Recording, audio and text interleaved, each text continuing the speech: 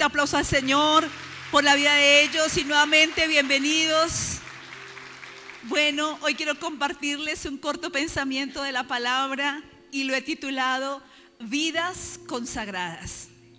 Vidas consagradas. Y me gustaría que leyéramos en Hebreos capítulo 10, el verso 10. En la TLA dice la palabra: Dios nos ha consagrado, ¿qué dice? Dios nos ha consagrado porque Jesucristo hizo la voluntad de Dios al ofrecer su propio cuerpo en sacrificio una sola vez y para siempre. Aquí el escritor a los hebreos nos muestra y dice que fuimos consagrados para Dios, o sea, fuimos separados para Dios. Y también se dice, fuimos santificados para Dios. O sea, Dios nos tomó de en medio de todos los seres humanos. Dios te tomó a ti y te santificó, te separó, te consagró para Él, para Dios. O sea, tú puedes decir, yo le pertenezco a Dios. ¿Cuántos dicen, yo le pertenezco a Dios? Yo soy del Señor. Nosotros somos de Dios, somos consagrados para Dios. Y algo importante en cuanto a la consagración, a la separación que Dios hizo del mundo para su iglesia, para su reino, es conocer el propósito de Dios para nuestras vidas. Lo más importante en la vida de todo ser humano, ¿saben qué es lo más importante? Lo más importante no es tener casa, carro, viajes. Lo más importante no es casarse con el príncipe azul o la princesa rosada. Lo más importante es conocer el propósito de Dios para tu vida. Porque algo que hizo Dios fue que Dios hizo un plan para ti. Hay un plan. Dios se tomó el tiempo de tomar y hacer un plan para tu vida, un plan para tu casa, un plan para tus hijos. ¿Cuántos lo saben? ¿Cuántos dicen, amo el propósito de Dios? Y algo más importante que conocer el plan de Dios es aceptar el plan de Dios, el propósito de Dios y permitir que el Espíritu Santo cumpla ese plan en nuestras vidas por su gracia. Señor, que para lo que tú me creaste en el vientre de mi madre, yo pueda cumplir ese propósito. Y un día cuando yo llegue al cielo, ¿cuántos vamos a vernos en el cielo? Todos. Claro, un día cuando lleguemos al cielo podamos decir, Señor, aquí estoy. Hice lo que creí que era tu voluntad. Lo que el Espíritu Santo me llevó a hacer. Y algo importante es que nosotros podamos saber que Dios hizo ese plan de antemano y está trazado por su puño, por su mano poderosa. Dice el Salmo 32:8, el Señor dice, el Señor te dice a ti en esa mañana, te guiaré por el mejor sendero para tu vida. Te guiaré. El Señor se compromete en su palabra y te dice, yo te guiaré por el mejor sendero para tu vida. Te guiaré por el mejor camino para tu vida. Y cuando dicen, Señor, me dejo guiar por ti. Señor, miren, ¿cuántos de ustedes o de nosotros tomamos caminos equivocados en algún momento? Antes de pronto de consultarle a Dios, tomamos caminos incorrectos, caminos que no eran la voluntad de Dios. ¿Y esos caminos a dónde nos llevaron? Ni me diga, ni le cuento. Miren, uno tomó decisiones, yo personalmente tomé decisiones incorrectas. A los 18 años tomé un camino que el Señor me dijo, no tomes. Aun cuando yo no conocía de Dios, pero yo había algo de temor de Dios en mi corazón. O sea, yo tenía una religión, no tenía una relación personal con Dios, pero yo sabía que había un Dios. Y un día iba a tomar una decisión crucial en mi vida, a los 18 años. Y yo en un campo abierto le dije, Señor, ¿qué hago? Dios mío, pues yo no sé si existes o no, pero yo creo que tú existes. ¿Qué hago? ¿lo hago o no lo hago? Yo sentí que Dios me dijo, no lo hagas. Pero ¿saben qué hice yo? Lo hice. Y esa decisión me costó aproximadamente 29 años de dolor. 29 años que no se los deseo a nadie sobre esta tierra. Luego a los 24 años conocí a Jesús. Y unos años después el Señor me dijo, ¿te acuerdas de aquel día que tú me pediste un consejo? Yo le dije, Señor, sí, y tú no lo hiciste. Cogiste por el camino que yo te dije que no lo tomaras. Por supuesto que me arrepentí, Dios me perdonó, pero las consecuencias vinieron. Hubo un día, después de 29, hagan cuenta, ¿no? 29 más 18, no hace mucho. Eso fue el año pasado que se me acabó el dolor. No hagan cuentas, pero si hacen cuentas van a ver que eso fue como el año pasado. Pero dice la palabra, yo te guiaré por el mejor sendero para tu vida. ¿Qué quiere el Señor? Evitarte caídas, evitarte dolores de cabeza, evitarte sufrimientos, evitarte tropiezos. Si tan solo nosotros permitimos que Dios nos guíe. Y a veces uno dice, ay, es que el plan de Dios es como aburrido. Ay, no, yo quiero algo emocionante. Algo, uy, sí, yo quiero hacer lo que yo quiera. Y uy, yo me lanzo. A veces pareciera que al comienzo el plan de Dios es como, ay, no, que oremos, que dejémonos guiar por Dios, que no hagas nada sin consultar al Señor, que Dios te dé una palabra. Y, ay, no, de aquí a que Dios me dé una palabra, de aquí a que yo me dé cuenta. Pareciera que el plan de Dios no es tan emocionante como nosotros quisiéramos, pero saben, es más emocionante de lo que tú y yo nos podemos imaginar. El plan de Dios es algo poderoso, es algo que no lo deja a uno como aburrirse, ¿me entiende? No lo deja a uno estarse como que Dios no lo lleva ahí, no, sino que Dios empieza a traer un fuego, una unción, una cosa en el corazón tan maravillosa que no se siente cuando uno va por el camino incorrecto. Dice, yo te guiaré por el mejor sendero para tu vida. Y yo me humillo y pongo mi rostro en el piso y digo, Señor, por la misericordia tuya, Señor, guíame por el mejor sendero para mi vida, a mis hijos físicos y espirituales, a toda la iglesia. Dice, te aconsejaré y velaré por ti. ¿Cuántos reciben esta promesa? Te guiaré por el mejor sendero para tu vida, en el área familiar, emocional, financiera, ministerial, empresarial, en todas las áreas. El Señor, como veíamos hace 8 días, Él es el que de Él proceden las riquezas, de Él procede la sabiduría. Dice, yo te aconsejaré. Tienes un consejero en todas las áreas. Dice, y velaré por ti. O sea, cuando tú te duermes, el Señor vela por ti. De día Él vela, de noche Él vela.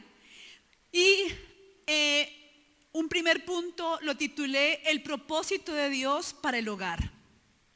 ¿Cuál es el propósito de Dios para el hogar? ¿Cuál es el plan de Dios para la pareja? Y dice la palabra en Génesis 1:26 al 28. Entonces Dios dijo, hagamos a los seres humanos a nuestra imagen para que sean como nosotros. Ellos reinarán, diga, reinaremos. Dice, sobre los peces del mar, las aves de los cielos, los animales domésticos y todos los animales salvajes de la tierra y los pequeños que corren en el suelo. Verso 27, es importante. Así que Dios creó a los seres humanos a su propia imagen. A imagen de Dios los creó, hombre y mujer los creó. Luego Dios los bendijo con las siguientes palabras: sean fructíferos, multiplíquense, llenen la tierra y gobiernen sobre ella, reinen sobre los peces del mar, las aves de los cielos y sobre todos los animales que corren por el suelo. Este capítulo es tan importante porque en el capítulo 2 de Génesis dice, y creó Dios a Adán. Y luego entonces de la costilla de Adán creó a Eva. Pareciera que Dios creó primero al hombre y le dio una importancia, pero aquí en Génesis 1, diga 1, antes que el 2, dice, y creó Dios al hombre y a la mujer con igual de autoridad. Y los bendijo a juntos por igual. Y les dijo, no al hombre ni solo a la mujer, sino al hombre y a la mujer. Les dijo, gobiernen, reinen, fructifiquen. O sea, Él le dio la misma posición al hombre y a la mujer. Pero Dios creó al ser humano con el propósito de tener comunión con ellos y con sus descendientes. El propósito de Dios era que Adán y Eva se multiplicaran y tuvieran muchos hijos, pero que todos esos hijos conocieran a Dios y tuvieran una relación personal con Dios y vivieran para Él, conocieran quién es su creador y que el ser humano fuera eterno y que disfrutara de la buena vida, de la vida abundante que Dios le había dado. Entonces vemos aquí que cuando Dios creó en el capítulo 2 a Adán y a Eva, Eva no fue creada porque Adán tuvo una necesidad, no. Eva fue propósito de Dios del capítulo 1, como lo fue Adán. Vemos que el hombre necesita a la mujer, ¿cierto? Dice que el Señor dijo, bueno, le voy a hacer ayuda idónea a este hombre, pero en Génesis 1 ya lo había declarado. Y le dijo, buscaré una ayuda idónea para él. Y creó que a la mujer, con el propósito del capítulo 1, de que los dos gobernaran, tuvieran vidas exitosas, vidas gloriosas, vidas de poder y de autoridad en esta tierra. Ustedes saben que Adán y Eva pecaron en el capítulo 3. Ya no eran eternos, ya entró la muerte. El Señor les dijo, ciertamente morirán. Y vino muerte espiritual, también vino muerte física. Pero el Señor continuó con un propósito para ellos. Algo importante para la familia es que el hombre no es más importante que la mujer, ni la mujer es más importante que el hombre. Nos necesitamos mutuamente. Y me encanta este verso de la Biblia que dice 1 Corintios 11:11. Solo pueden poner ahí detrás de la puerta. Y dice, sin embargo, entre el pueblo del Señor, las mujeres no son independientes de los hombres. Si tienes una mujer al lado, dile, querida amiga, tú no eres independiente de los hombres. Pero sigue diciendo, y los hombres no son independientes de las mujeres. Si tienes un hombre al lado, dile, amado o amigo, los hombres no son independientes de las mujeres. ¿Qué dice? Pues aunque la primera mujer provino del hombre, todos los demás hombres nacieron de la mujer. Y todo proviene de Dios. Entonces dice, en otra versión dice, el hombre no es sin la mujer, ni la mujer sin el hombre. O sea, somos un complemento. O sea, lo que no tiene la mujer, ¿lo tiene quién? El hombre. Y lo que no tiene el hombre, lo tiene la mujer. Pero muchas veces, como nosotras mujeres tenemos algo que los hombres no tienen, a veces nos creemos más que ellos. Diga error, diga paila, la embarró, nada que ver. O sea, es verdad que hay cosas que el hombre no tiene, no le funciona, y la mujer es rápida, pero hay otras cosas que el hombre tiene que la mujer no lo tiene, pero ella no reconoce eso. Ay, ¿usted por qué no hace algo? ¿Cierto? Pero el hombre, ay, miren, ¿cuántas necesitaron de su papá? Si no, no estaríamos aquí, no nos habrían concebido. Se necesita a los hombres. ¿Cuántas de pronto tiene un hermano? Hombres, o sea, todos tenemos hombres cercanos, ¿sí o no? El pastor que ora por nosotros. O sea, nos necesitamos mutuamente, no somos iguales. Los hombres tienen unas características fabulosas. O sea, es maravilloso la autoridad que ellos tienen. O sea, me explico, se necesita de los hombres, las mujeres, la dulzura. Los hijos necesitan tanto al hombre como a la mujer. El padre para los hijos es algo impresionante y la madre también. Entonces, en Cristo ni la mujer es sin el hombre, ni el hombre sin la mujer. Diga, el Señor es fiel. Pero dice la palabra, ¿para qué entonces Dios creó al hombre y a la mujer? Para que hicieran equipo. O sea, el hombre y la mujer son un buen equipo para conquistar sus sueños, para alcanzar sus metas y principalmente para servirle a Dios. Hacemos equipo para servirle al Señor. De pronto tú tienes un hermano. No tan solo son hombres, esposos, pero puede ser un familiar al cual también hay que honrar. Quiero rápidamente que vayamos a Malaquías 2, del verso 14 al 16. Dice, claman porque el Señor, dice, claman, porque el Señor no acepta mi adoración. Les diré por qué. Porque el Señor fue testigo de los votos del pacto que tú y tu esposa hicieron cuando eran jóvenes. Aquí vemos cómo Dios es testigo. Cómo el matrimonio no es simplemente uno ir a un altar. No, está siendo testigo Dios. Y aquí dice, el Señor fue testigo de los votos del pacto que tú hiciste con tu esposa cuando eras joven. O sea, cuando nos casamos, esto es delante de Dios. Dice, pero tú le has sido infiel. Aunque ella siguió siendo tu compañera fiel, la esposa con la que hiciste tus votos matrimoniales. Eso era en esa época. En esta época está por igual la infidelidad entre hombres y mujeres. O sea, antes las mujeres se guardaban un poquito más. Ahora eso es el libertinaje. O sea, ya ahora a veces uno atiende más consejerías de mujeres infieles que de hombres infieles. Pero bueno, eso es por parte y parte. Dice el verso 15, ¿no te hizo uno el Señor con tu esposa y tu esposo? En cuerpo y espíritu ustedes son de Él. O sea, ¿el matrimonio de quién es? Del Señor. ¿Las parejas de quién son? De Dios. Dice, ¿y qué es lo que quiere Dios? De esa unión quiere hijos que vivan para Dios. Todos tus hijos que vivan para Dios. No, bueno, hay unos que tienen llamado a ser pastores, otros no. Otros de pronto tienen llamado a ser empresarios. Pero empresario, médico, pastor, evangelista, consejero, pero que todos le sirvamos a Dios y vivamos para Dios. El verso 16 dice, pues yo odio el divorcio. ¿Qué dice el Señor? Él odia el divorcio. Diga, yo odio lo que Dios odia. Diga, yo odio el divorcio. Bueno, puede que tú seas divorciado o divorciada, pero bueno, eso ya es el caso del pasado.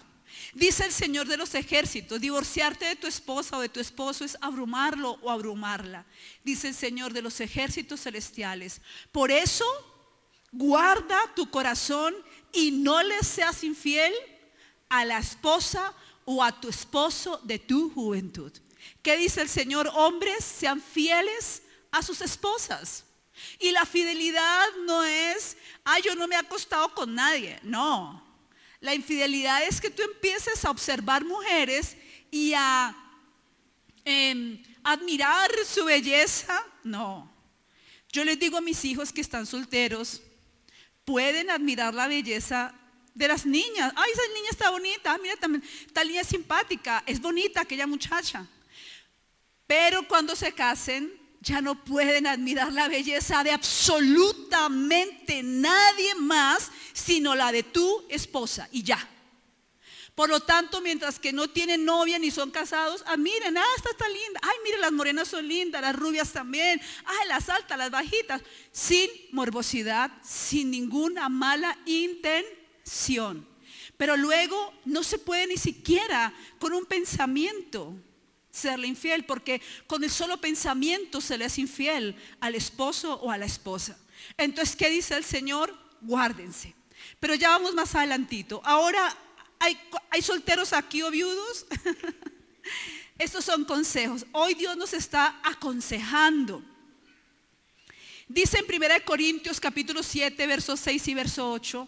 Esto les digo a modo de concesión, dice el apóstol Pablo, no como un mandamiento. Sin embargo, quisiera que todos fueran solteros. Diga, ¡viva la soltería! ¿Cuántos solteros dicen, viva la soltería? Yo me quiero casar ya.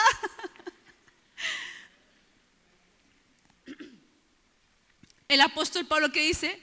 Pero dice, quisiera que todos fueran solteros, igual que yo, pero cada uno tiene su don específico de Dios. Unos de una clase, otros de otra. Así que les digo a los solteros y viudas, es mejor quedarse sin casar, tal como yo. Pero si no pueden controlarse, entonces deberían casarse. Es mejor casarse que arder de pasión, que quemarse. Entonces, aquí hoy el Señor está diciendo, vamos a poner las cartas sobre la mesa. Porque necesitamos conocer el plan de Dios, el propósito de Dios, ¿cierto? Y muchas veces las casadas le dan tanta importancia a su esposo, o los esposos le dan tanta importancia que dejan de mirar su propósito como esposos, de servirle a Dios, de engrandecer el reino de Dios en esta tierra. ¿Por qué? Porque ahora solo su mirada es al hombre o a la mujer, o a veces a los hijos. El verso 35 dice, el verso 29 dice, déjenme decirle lo siguiente, amados hermanos. El tiempo que queda es muy breve. El tiempo que nos queda en esta tierra es breve. Y Dios es verdad. Yo tengo 48 años y no sé si me quedan al menos cortos 40 años para servirle a Dios, si es que llego a vivir hasta los 87. O sea que en mi caso son breves los años. ¿Qué me dicen de los que tienen 60? Un poquito más breve. De los que tienen 70, más breve es el tiempo que les queda. Pero así tú tengas 20 años, el tiempo es breve. Y si el Espíritu Santo dijo esto a través del apóstol Pablo hace tantos años, creo que ahora, si en ese tiempo quedaba el tiempo así, ahora nos queda más pequeñito, ¿cierto? Dice, así que de ahora en adelante los que estén casados no deberían concentrarse únicamente en su matrimonio. ¿Qué dice el Señor? Como el tiempo es breve, como el tiempo es corto, los que están casados no deben de solo concentrarse en el matrimonio.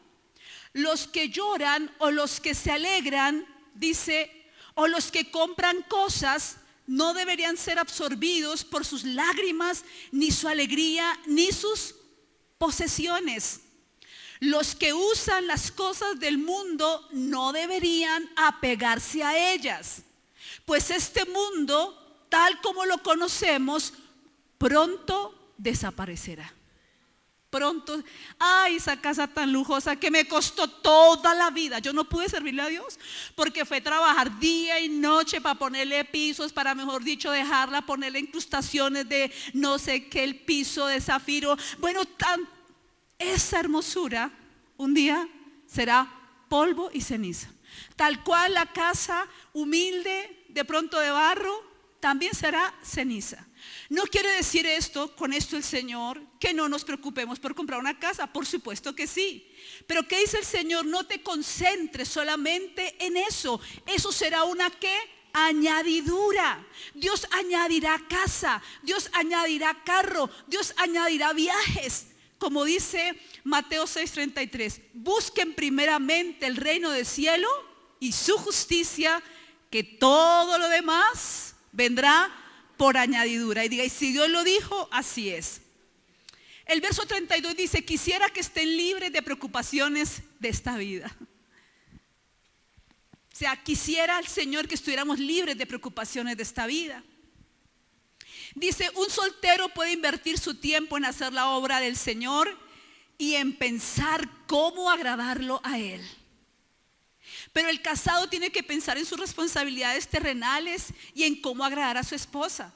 Sus intereses están divididos. De la misma manera, una mujer que ya no está casada o que nunca se ha casado puede dedicarse al Señor y ser santa en cuerpo y espíritu. Pero una mujer casada tiene que pensar en sus responsabilidades terrenales y en cómo agradar a su esposo.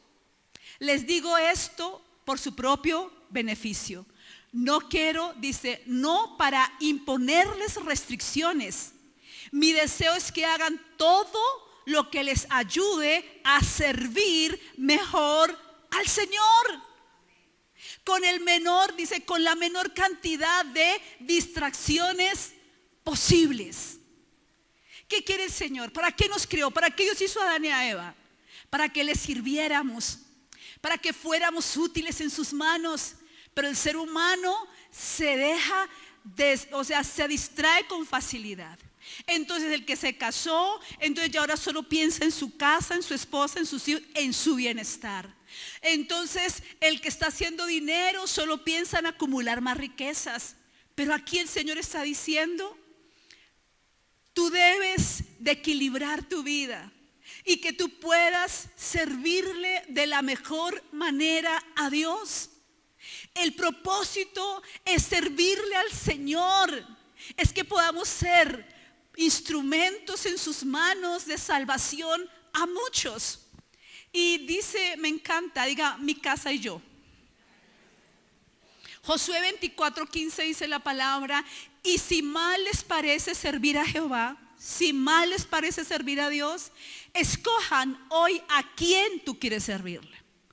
O sea, el Señor te dice, si a ti te parece mal servirle al Señor, escoge a quién tú quieres servirle.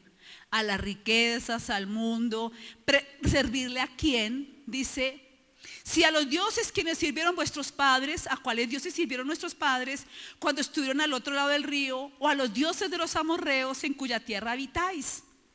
Pero yo y mi casa serviremos a Jehová. Diga, yo y mi casa serviremos al Señor. Mi casa y yo serviremos a Dios. Haremos la obra de Dios. Sea grande, sea que prediques en una célula, sea que asistas a una célula, seas que vayas a evangelizar, sea que seas un anfitrión, sea que seas un maestro en capacitación destino, sea que seas un coequipero con tu líder para salir a evangelizar. Pero el deseo de Dios es que le sirvamos, que como familia le sirvamos a Dios.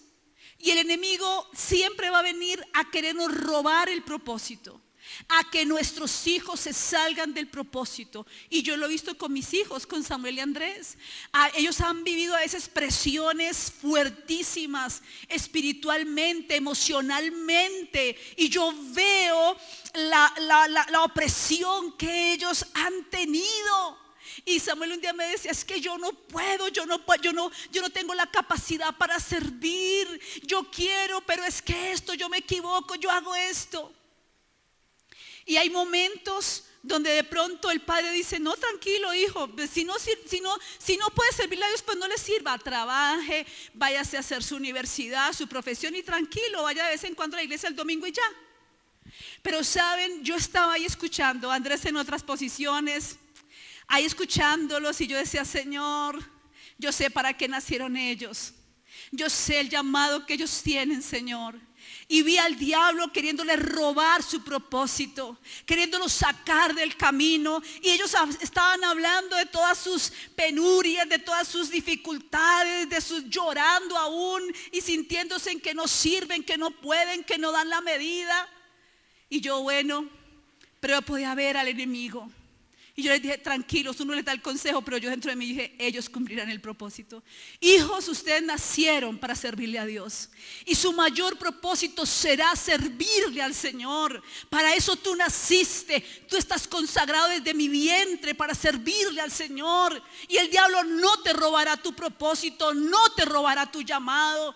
Y ahí peleamos la buena batalla. Gracias al Señor, ya estamos saliendo al otro lado. En cuanto a Andrés y a Samuel en su parte de que el enemigo quiere robarnos. Muchas veces, ¿cuántos miembros de la iglesia dicen, no, yo ya no entrego la célula?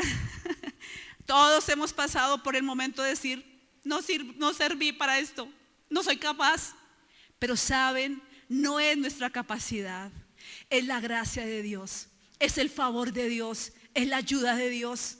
Somos simples vasos de barro. ¿Qué somos nosotros? Simples vasos de barro con un tesoro que es Cristo, que es su Espíritu Santo. No somos nada, no somos nadie, pero su presencia está en nosotros. Que podamos nosotros reevaluar, como hace el GPS, ¿no? Entonces, recalculando, Recalcula. Y a mí me encanta hacerle cosas al Waze también. Y él dice, coja a la derecha, yo cojo a la izquierda. Y más adelante recalcula, vamos, vuelve a la derecha, a la izquierda. Y así yo le doy las 10,000 vueltas. Me dice, recalculando, recalculando. Así es Dios. Puede que nos hayamos desviado, pero el Señor está recalculando. Ay, Señor, yo te conocí a los 20 años, ahora tengo 50. Y el Señor dice, recalculando, recalculando, porque tú vas a cumplir el propósito de Dios. No importa si nos desviamos, la gracia de Dios está ahí. El plan de Dios sigue vigente para ti. El plan de Dios sigue actual para ti. Tu llamado está intacto, nadie te lo puede robar, nadie te lo puede quitar. El Señor recalcula y recalcula. Yo cogí por otro lado a los 18 años. Cogí, Él dijo por acá, yo cogí por allá. Y me desvié. Fui a dar a la Conchinchina. ¿Dónde queda la Conchinchina? No sé. Pero el Señor recalculó, recalculó, recalculó y otra vez me puso en el camino, en su plan y en su propósito. Luego después dije, no puedo, yo no sirvo, soy la peor. ¿Para qué me escogiste a mí si soy la más defectuosa, si soy la menos competente? Señor, yo voy a entregar mi llamado. Y el Señor me dejó y volvió otra vez a recalcular. Y a mí me gusta hacerle al Waze y me voy por otro lado y Él dice recalculando, recalculando, a la derecha, vuelve a cogerlo, sigue, pero Él me va a llevar al destino, a cumplir su propósito. Dios cumplirá su propósito en tu vida. Amén. Vamos a darle un fuerte aplauso al Señor. Pongámonos en pie, por favor. Dice la palabra, porque somos hechura suya. Efesios 2:10. Porque somos hechura suya, creados en Cristo Jesús para buenas obras, las cuales Dios preparó de antemano para que andemos en ellas. Padre, te damos gracias en esta mañana, Señor, por tu palabra. Gracias, dulce Espíritu Santo. Gracias, Señor, porque a través de tu palabra tú nos guías y nos orientas. Señor, somos, Señor, consagrados. Fuimos consagrados por Cristo. Vidas consagradas para cumplir tu propósito. Señor, ayúdanos como iglesia a cumplir tu propósito, Señor. A estar en ese plan que tú creaste, Señor, que tú hiciste para nosotros.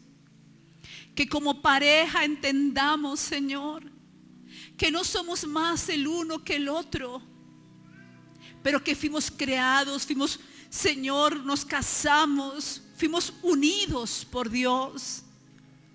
No para que nos deleitemos el uno al otro y nos olvidemos del servicio a Dios. Señor, ubícame. Perdóname, Señor, si me distraje con mi esposo o con mi esposa, si le di toda mi atención. Y sabemos, Dios, que los resultados no son bonitos. Que cuando nosotros ponemos a una persona por encima de Dios, el dolor viene a nuestras vidas. De pronto no hemos disfrutado tanto como pareja, porque no hemos estado en tu propósito, porque no te servimos, Señor, con fervor en nuestros corazones. Aún, Señor, pasando dificultades o luchas, pero cumpliendo tu propósito, el llamado tuyo, Señor. De pronto nos desviamos, Señor, pero hoy, Señor, tú nos ubicas. De pronto muchos han tenido hijos y dicen, no, que mi hijo no le sirva a Dios, que el mejor sea un empresario, que tenga mucho dinero. Dile, Señor, perdónanos, porque tu palabra dice que la voluntad tuya, dice Malaquías, que el deseo tuyo, Señor, es que tengamos hijos que vivan para ti, Señor, que te sirvan. Hijos que tengan temor de Dios en sus corazones, Señor. Perdónanos, Dios. Perdónanos si hemos sido infieles. Perdona nuestro pecado, Señor. Perdona nuestros errores. Perdónanos, Señor. Si en algún momento dijimos, no quiero hacer la visión, no quiero ganar, no quiero consolidar, no quiero hacer células, no quiero hacer discípulos, dile, Señor, perdóname, porque mi llamado, Señor, como está escrito en Corintios, es eterno. Mi llamado es divino y eterno, igual que los dones que tú me has dado. Y tú estás recalculando la ruta nuevamente, Señor. Aunque me desvíe, Señor. Aunque las luchas, las dificultades, mis errores, Señor, maldiciones generacionales me hicieron desviarme. Pero tú recalculas. Y mi llamado está vigente como al comienzo. Mi propósito sigue vivo, Señor. El plan tuyo, Señor, sigue. Y tu deseo, Señor, es que no nos concentremos en las cosas del mundo, sino que podamos, Señor, servir. Como dice tu palabra, mi deseo es que hagan todo lo que les ayude a servir mejor al Señor, con la menor cantidad de distracciones posibles. Señor, hoy pon tu mano en tu corazón, tu mano derecha, si tú lo deseas, y dile, Señor, yo quiero servirte. Yo quiero ser un siervo de 5 talentos.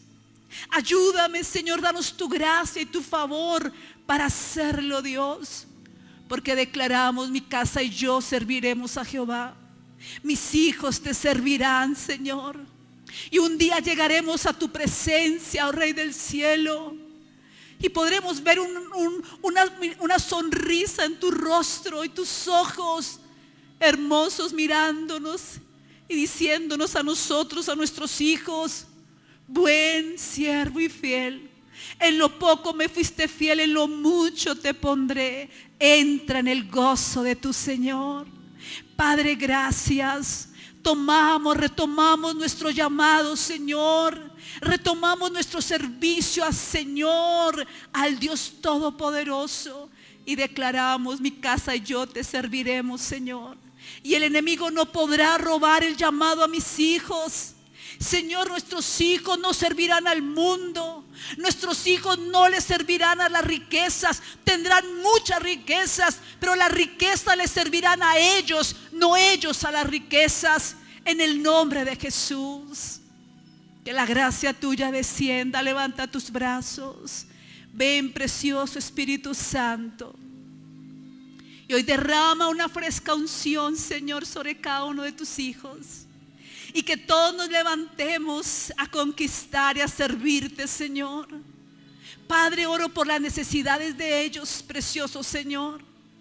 Oro, Señor, porque hayan hogares bajo la bendición tuya, en armonía, en unidad, Señor. Trae unidad a las parejas, Señor. Y vuelve el corazón de los padres hacia los hijos. Y el corazón de los hijos hacia los padres. En el nombre de Jesús. Amén y amén. Vamos a darle un fuerte aplauso al Señor.